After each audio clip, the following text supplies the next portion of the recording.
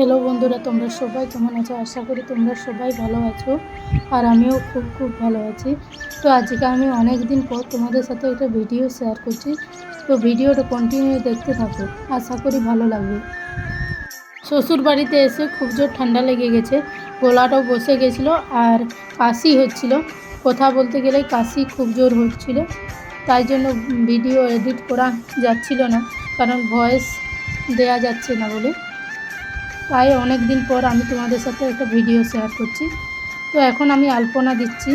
তো আজকে বাড়িতে পুজো আছে, তো কী পুজো, তো পুরো ভিডিওটা দেখতে থাকো।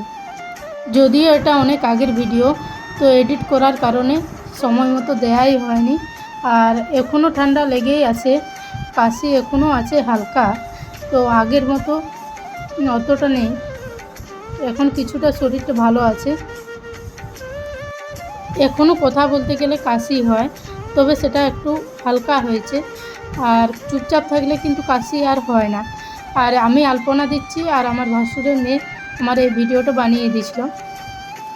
আমার শ্বশুর বাড়িতে 10-12টা দরজা আছে, কিন্তু আমি প্রত্যেকটা দরজায় আলপনা দিয়েছি।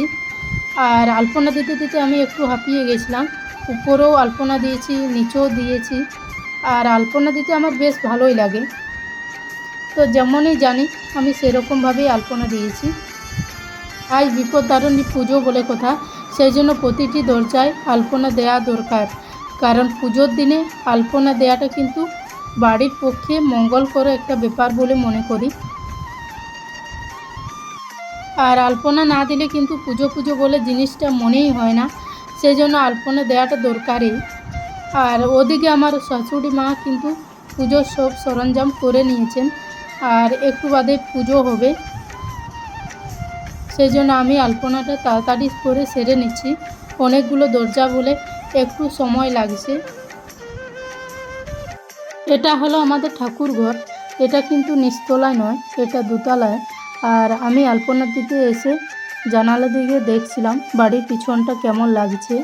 তো দেখো, পিছনে একটা আম গাছ আছে আর অনেক গাছেই আছে, আর এখানে সব ঠাকুর আছেন। আর এটা হলো আগের আলপনা দেয়া, আমি এটাকে ভালো করে পোছা লাগিয়ে আলপনা দেব।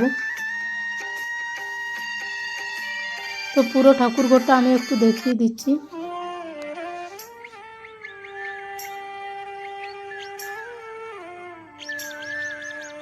ঠাকুর ঘরটা এসে কিন্তু মনটা আমার ভালো হয়ে গেল। একদিকে প্রাকৃতিক পরিবেশ আর একদিকে ঈশ্বরের দর্শন, দুটোই কিন্তু খুব ভালো, মনের একটা শান্তি পাওয়া যায়। তারপর দেখো, আমাদের গাছের আম তো অনেকগুলো পেকে গেছে আর কিছু কাঁচা আমও আছে। আমার শ্বশুর বাড়িতে কিন্তু অনেকগুলো আমের গাছ আছে, শুধু আমের গাছ নয়, অনেকগুলো ফলের গাছও আছে, সেটা আমি তোমাদের পরের ভিডিওতে দেখাবো। তো আম কিছু খাওয়া হয়েছে আর কিছু এখনো গাছেও আছে। তো দেখো গাছে কতগুলো আম আছে, আমগুলো এখনো দেরি আছে পাকতে, সেই জন্য কিছুদিন পরে তোলা হবে। তারপর আমার একটা পায়রা নজরে এলো, গাছে একটা পায়রা বসেছিল, তো আমার দেখতে খুব ভালো লাগছিল। এই ভিডিওটা আমি কিন্তু ছাদের থেকে বানিয়েছিলাম। তো ছাদ থেকে কিন্তু প্রাকৃতিক পরিবেশটা কী সুন্দর লাগছে, আর চারদিকে দেখো শুধু সবুজ আর সবুজ। আর এদিকে আমাদের একটা কুয়ো আছে।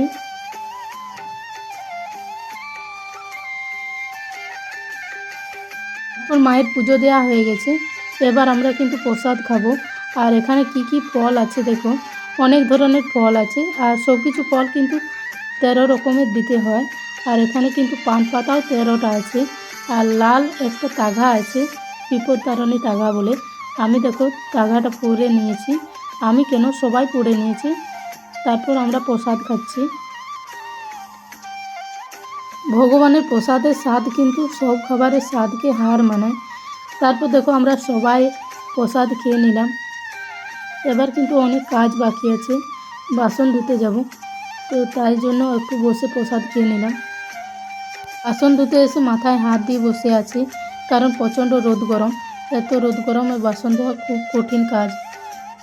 তাও যাই হোক, বাসন তো ধুতেই হবে, কারণ সবাই তো নিজের নিজের কাজ করছে, তাই আমাকেও আমার কাজটা সেরে নিতে হবে। তাই জলদি করে আমি বাসনগুলো ধুয়ে নিচ্ছি, কারণ এত রোদ গরমে বাইরে বসে বাসন মাজাটা খুব কঠিন কাজ লাগছে। বাসনগুলো ধুতে ধুতে মনে হচ্ছে কখন একটু শুতে পাই, মানে একটু রেস্ট নেব, সেটাই ভাবছিলাম। এখনও একটানা কথা বলতে গেলে কাশিটা হয়। তারপর দেখো, রেস্ট নেওয়ার পর আমি আর আমার শাশুড়ি মা ঘুরতে এলাম। এটা আমার শ্বশুরবাড়ি। শ্বশুরবাড়ির গ্রামটা কিন্তু খুব সুন্দর। বাঁ দিকে কিন্তু একটা পাহাড় আছে, আর এদিকটা ডান দিকটা সমতল। আমার শ্বশুরবাড়ির গ্রামটাও কিন্তু খুব সুন্দর, পাহাড় আছে, জঙ্গল আছে, অনেক কিছুই আছে। তো যাই হোক, আমার ভিডিওটা এখানেই শেষ করলাম। তো চলো, টাটা, বাই বাই, ভালো থেকো, সুস্থ থেকো।